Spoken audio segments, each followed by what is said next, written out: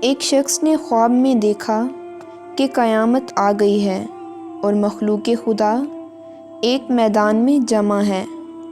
ہر شخص پریشان ہے اور سورج کی تپش سے زمین تانبے کی طرح تپ رہی ہے۔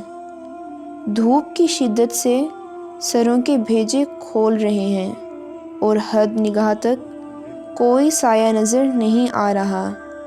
اس میدان میں ایک شخص ایسا بھی تھا جو سائے میں نہایت مطمئن بیٹھا تھا۔